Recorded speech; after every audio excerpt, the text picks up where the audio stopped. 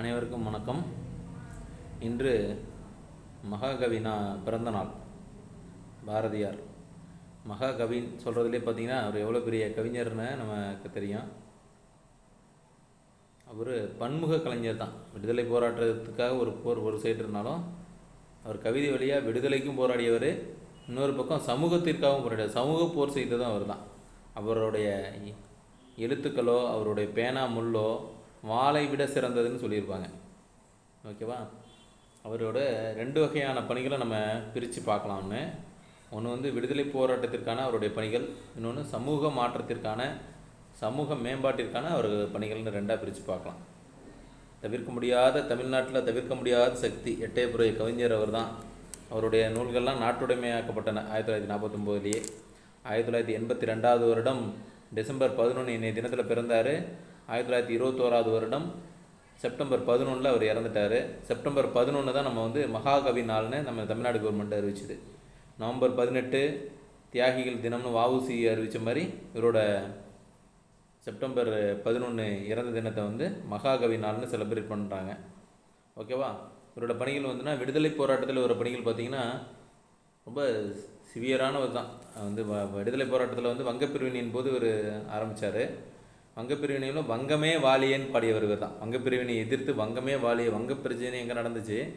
தமிழ்நாட்டிலையும் வஉசி இவங்கெல்லாம் மறக்க முடியாது. இந்த விடுதலை வங்கப்பிரிவினை எதிர்த்து போராடியதில் அதில் இவரும் முக்கியமாக வந்து வங்கமே வாலியன்னு பாடினார். சுதேசி இயக்கத்தை தமிழ்நாட்டில் வந்து ரொம்ப வங்கப்பிரிவினை 1905 அப்படி நம்ம ஆர்டராக போகலாம். வங்கப்பிரிவினை 1905 வந்து வங்கமே வாலியே என பாடி எழுச்சியுரையாற்றியவர் அவர். அதே வருடம் சுதேசி இயக்கத்தையும் தீவிரமாக செலிப்ரேட் பண்ணவர் அவர் தான். 1906 பால பாரத சபை அப்படிங்கிற ஒரு அமைப்பையும் ஏற்படுத்தினார். பால பாரத சபை 1905 வங்கப்பிரிவினை எதிர்ப்பு, 1906 பால பாரத சபை அப்படிங்கிற ஒரு அமைப்பை ஏற்படுத்தினார். 1907 சூரத் மாநாட்டில் இவர் போய் கலந்துக்கிட்டார். சூரத் குழுவை நமக்கு தெரிஞ்சது தான். அதில் வந்து இங்கே உள்ள தீவிர தேசியவாதிகளோடு கலந்துக்கிட்டார். அங்கே ஒரு திலகரோட நட்புறவு ஏற்பட்டுச்சு அவருக்கு. அவர் அதனால் திலகரின் நெருங்கிய நண்பரானார். அவரோட நூல் த டெனட் ஆஃப் நியூ பார்ட்டிங்கிற நூலை வந்து 1907 சூரத் மாநாட்டுக்கு அப்புறம் வந்து அதை மொழிபெயர்த்து வெளியிடுறாரு. தி டெனட் ஆஃப் நியூ பார்ட்டி அப்படிங்கிறது. அப்புறம் வந்து சூரத் சென்று வந்த தேசியவாதிகளின் பயணம் குறித்து ஒரு நூல் தமிழில் எழுதுகிறாரு. ரெண்டுமே வந்து அவர் அந்த சூரத் பயணம் முடிஞ்ச உடனே சூரத் பிளவுக்கு பிறகு இங்கே வந்து இது பண்ணுறாரு. சுதேசி இயக்கத்தை தீப்பொறியாக பறக்க செஞ்சவர் தமிழ்நாட்டில் அவர் தான். பிபின் சந்திரபாலெலாம் அவனை அழைச்சிட்டு வந்து தமிழ்நாட்டில் பேச வச்சதெல்லாம் இவர் தான். 1907 இது நடக்குது சூரத்து. 1908 வந்து விடுதலை போராட்ட வீரர்களுக்கு ஆதரவு அளிக்கிறார். இவருக்கெல்லாம் வந்து வஉசிக்கு எதிராலாம் ஒரு தீர்ப்பு, வஉசிக்கு எதிராலாம் வந்து இவர் சாட்சி சொன்னப்போ முடியாதுன்னாரு. லட்சுமண ஐயாங்கிற ஒரு விடுதலை போராட்டத்தில் கலந்துக்கிட்டவர் வந்து அழைச்சிட்டு வந்து பாராட்டு பத்திரம் கொடுத்து செலிப்ரேட் பண்ணதான் அவர் தான். அந்த வகையில் இவர் மிக முக்கிய நபராக இருக்கிறார் ரெண்டு வகையிலையுமே. அந்த டைமில் அவர் வந்து நூல்கள்லாம் வந்து சூறாவளி போல் பறந்தது. இந்தியாவில் எழுதுகிறாரு, சுதேசிமித்திரனில் எழுதுகிறாரு, சூரியோதயத்தில் எழுதுகிறாரு, பாரதியில் எழுதுகிறாரு, சக்கரவர்த்தினில் எழுதுகிறாரு, எக்கச்சக்க படைப்புகள் எழுதுகிறாரு. எந்தையும் தாயும்னு எழுதுகிறாரு, அச்சமில்லைன்னு எழுதுகிறாரு. எல்லாமே தீப்பொறி பறக்கிற பாடல்கள் தான். அதனால் வந்து என்ன பண்ணுது, 1908 அப்புறம் கவர்மெண்ட்டு கடுமையான நடவடிக்கை எடுக்கிறாங்க. அதனால் அவர் இதுக்கு போகிறாரு, பக்கத்தில் உள்ள பாண்டிச்சேரிக்கு போயிடுறாரு. 1908 18 வரைக்கும் அங்கேயே இருந்துடுறாரு. 18க்கு அப்புறம் திருப்பி வர்றப்ப கடலூருக்கார அவர் கைது பண்ணிடுறாங்க. அவ்வளோதான். அதுக்கப்புறம் ஒரு 3 ஆண்டுகள் தான். ரவுலட் சட்டத்தெல்லாம் எதிர்க்கிறாரு 1919.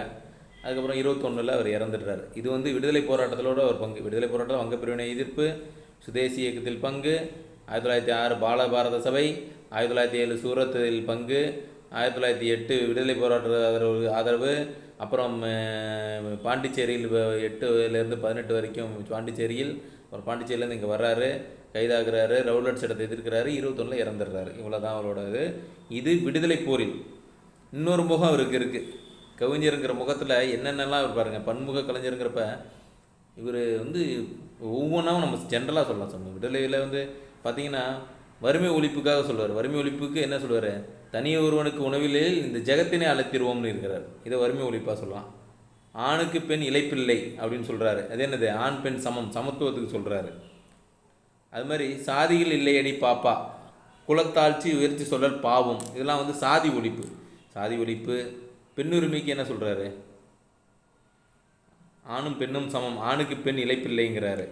அது மாதிரி வறுமை ஒழிப்புக்கு சொல்கிறாரு. இன்னொன்று முன்னறி புலவர். முன்னறி புலவர்னா முன்னால் வர்றத ஆடுவோமே பல்லு பாடுவோமே ஆனந்த சுதந்திரம் அடைந்து விட்டோமே, முன்னறி புலவர். முன்னாடி வர்றதை முன்கூட்டியே, பின்னாடி நடக்க போகிறத முன்கூட்டியே அறிகிறது, அதை சொல்கிறாரு. தொலைநோக்கு சிந்தனையாளர்னா இவர் அடிச்சிக்கவே முடியாது. தொலைநோக்கு சிந்தனையை பார்த்துங்க. சேதுவை மேடு இருத்தி வீதி சமைப்போம். நம்ம சேது சமுத்திர திட்டம் சொல்கிறோம் பாருங்க, அந்த திட்டத்தை அவர் சொல்லியிருக்காரு. எப்போ சொல்லியிருக்காரு பாருங்க? 1900களில் சொல்லியிருக்கிறாரு. அது மாதிரி வங்கத்து நாடுகளில் பெய்யும் மிகை நீரில் மையத்து நாடுகளில் பயிர் செய்வோம். வங்க நீர் இருக்குது பாருங்கள், கங்கை நதி நீர், அந்த நீரை மையத்து நாடுகள்னால் நம்ம தென்னிந்தியா பகுதிகளில் மையத்தில் உள்ள நாடுகள்லாம் மாற்றிவிட்டு பயிர் செய்வோம் சொல்கிறாரு. எப்படி பார்த்துங்க, தொலைநோக்கு சிந்தனை. அது மாதிரி நிறைய சொல்லலாம். பொது உடைமைக்கெலாம் நிறையா சொல்லியிருக்கிறாங்க. அது நம்ம விடுதலை போராட்டத்திலையும் சமூகத்திலையும் அவரோட பங்களிப்பை நம்ம இவ்வாறெல்லாம் அறியலாம். இந்த வாய்ப்பு இருக்கிறப்ப நம்ம பேசுவோம். அவரை பற்றி நிறைய பேச வேண்டியது இருக்குது. நூல்கள்லாம் உங்களுக்கு தெரியும். இந்தியாலாம் ஒரு பத்திரிகைகள்